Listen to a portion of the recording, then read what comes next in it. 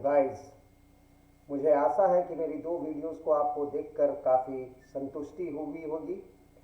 आप लोगों को कुछ टिप्स देने के बाद, दो टिप्स देने के बाद, जैसे कि लाइट का रिफ्लेक्शन और रिफ्रैक्शन, परावर्तन और अपवर्तन के बाद, मैं आपके बीच फिर से उपस्थित हुआ हूं ताकि मैं आज इलेक्ट्रिसिटी के कुछ इम्पॉर्टेंट यानी विद्युत धारा और उनसे संबंधित कुछ सवालों को आपके सामने रखूं। जैसा कि मुझे भी थोड़ी आप लोगों से उम्मीद हुई है कि आप लोग मुझे सपोर्ट भी कर रहे हैं, लाइक भी कर रहे हैं, सब्सक्राइब भी कर रहे हैं, आप सभी का धन्यवाद। और मैं चाहता हूं कि मेरी भी इसी तरह से उत्साहवर्धन होता रहे। अब मैं आपके बीच विद्युत धारा को लेकर आ रहा हूं। मुझे आशा है कि मेरे द्वारा दिए गए इन टिप्सों का आप भरपूर उपयोग करेंगे और चूँकि कुछ सहायता कर सकूँगा। जहाँ तक इलेक्ट्रिसिटी की बात है, तो चूँकि विद्युत धारा आपके इलेक्ट्रिसिटी चैप्टर जो है उसमें आपको सबसे पहला सवाल तो विद्युत धारा क्या है, इसके महत्व क्या हैं इत्यादि सवाल आते हैं। दो चीज़ों पर ध्यान रखने की आवश्यकता होती है, जैसे कि इलेक्ट्रिसिटी क्या होती है, इसका मात्रक क्या होता है। तो मैं बताऊं कि प्रति सेकंड यदि विद्युत का आवेश हो रहा हो, यदि एक सेकंड में 3 विद्युत आवेश का एक स्थान से दूसरे स्थान तक गमन हो रहा है तो हम लोग उसे 3 एम्पेयर कहते हैं। फिर सवाल में जो टॉपिक के अंतर्गत आता है वो है कि विद्युत धारा के दो महत्वपूर्ण प्रभाव क्या क्या हैं। आप एक जानते हैं, उष्मीय ऊर्जा और एक चुंबकीय ऊर्जा, यानी चुंबकीय प्रभाव और उष्मीय प्रभाव। जो इसमें मेन इंपॉर्टेंट और हर साल पूछे जाने वाले सवाल हैं उनमें है ओम का नियम। इसे कई तरह से पूछा जा सकता है, जैसे स्टेट्स ओम्स लॉ और state the law that explain the heating effect of the electric current with respect it's measurable property of electric circuit. यानी कि आपको विभवांतर और विद्युत धारा के बीच के एक संबंध को दर्शाने होते हैं। आपको V/I is equals to R, यानी विभवांतर बटा विद्युत आवेश या अर्थात विद्युत धारा बराबर एक प्रतिरोध होता है। इस प्रतिरोध को हम नियतांक कहते हैं। सबसे इंपॉर्टेंट सवाल जो बोर्ड में आता है वो यही है। तीसरा है प्रतिरोध क्या है। प्रतिरोध किन किन बातों पर निर्भर करता है। यदि किसी चालक तार से होकर किसी धारा को गुजारी जाए तो वो धारा से होकर जब विद्युत धारा गुजरेगी तो उसमें जो प्रतिरोध हो रहे हैं वो प्रतिरोध किन किन बातों पर निर्भर करेंगे। तो मुख्य रूप से 4 बातें हैं और उसमें पहला है प्रतिरोध किसी चालक तार की लंबाई पर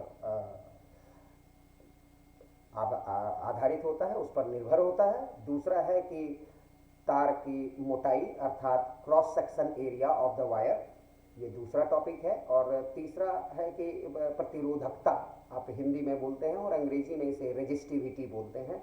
और चौथा जो है वो है टेम्परेचर, एक नियत टेम्परेचर पर किस तरह से प्रतिरोध जो है वो कार्य करते हैं। इसके बाद आ जाता है प्रतिरोध पर संबंधित सवाल में कि प्रतिरोध को यदि हम श्रेणी क्रम में या समानांतर क्रम में हम जोड़ते हैं तो उनका तुल्य प्रतिरोध कितना होता है।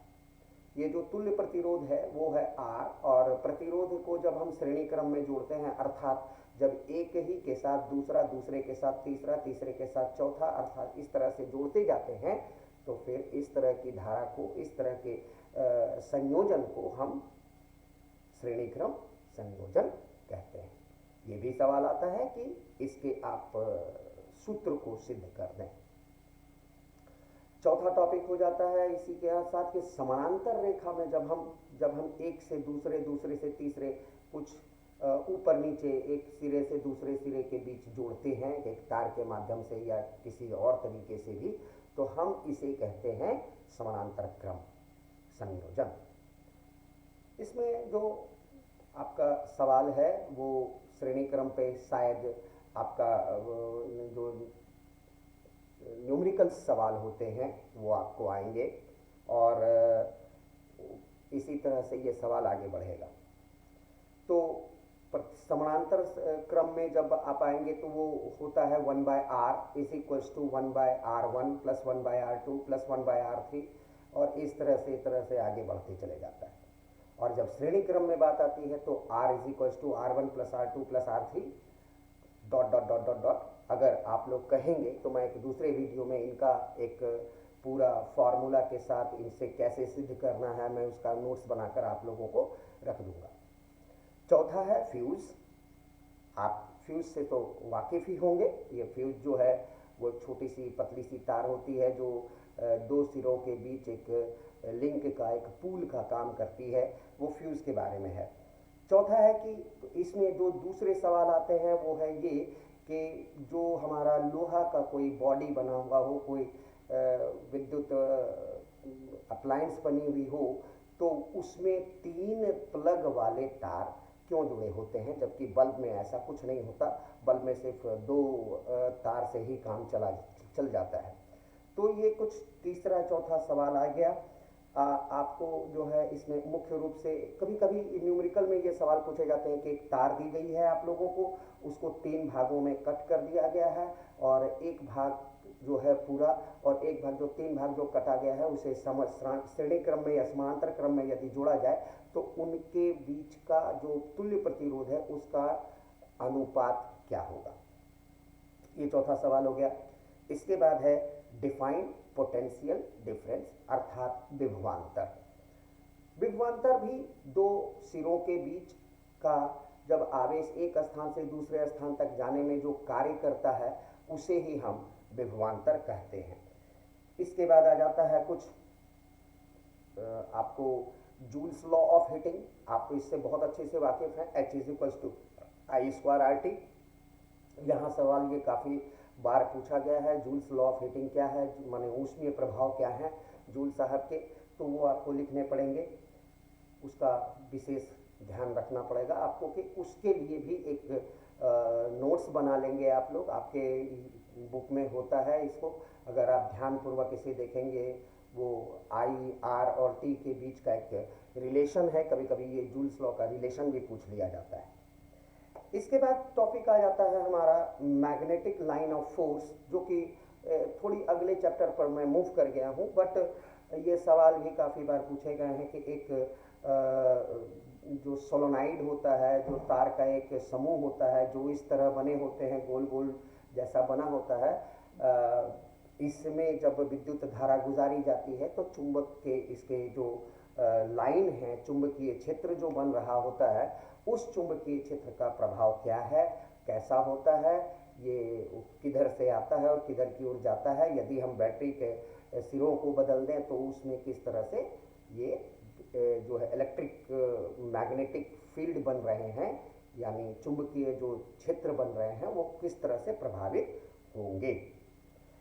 इसके बाद एक बहुत इंपॉर्टेंट सवाल कई बार पूछा गया है कि एसी करंट और डीसी करंट में क्या अंतर है, यानी एसी और डीसी यानी प्रत्यावर्ती धारा और दिष्ट धारा में क्या अंतर है। 3 से 4 पॉइंट का ये सवाल होगा, 3 से 4 पॉइंट में ये सवाल दे दिए जा सकते हैं। अगर आप सभी को अच्छा लग रहा हो तो मुझे भी उत्साहवर्धन होता रहेगा।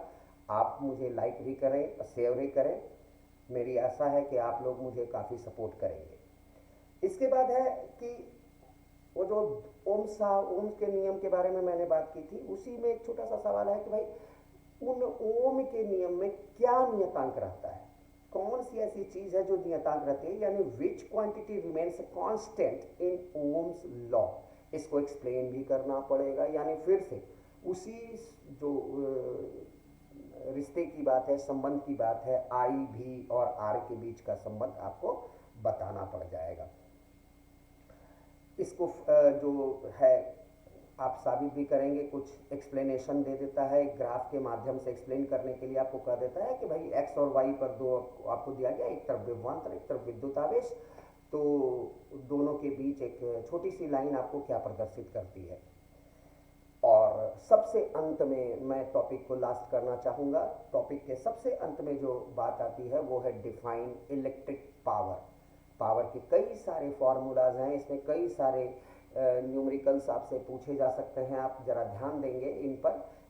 और इलेक्ट्रिसिटी का ये छोटा सा चैप्टर जो मैं आप लोगों के लिए बना के लाया हूँ, वो आप लोगों के प्यार और उत्साह से, आपके स्नेह से मैं काफ़ी खुश हूँ। और मैं आशा करता हूँ कि आप लोगों को मेरा ये वीडियो भी काफ़ी पसंद आएगा और मुझे ज़्यादा से ज़्यादा आप लाइक भी करें, शेयर भी करें। मेरे चैनल पर जो बेल आइकन है उसे आप दबाएं, सब्सक्राइब कर लें और मेरा उत्साहवर्धन करते रहें। धन्यवाद।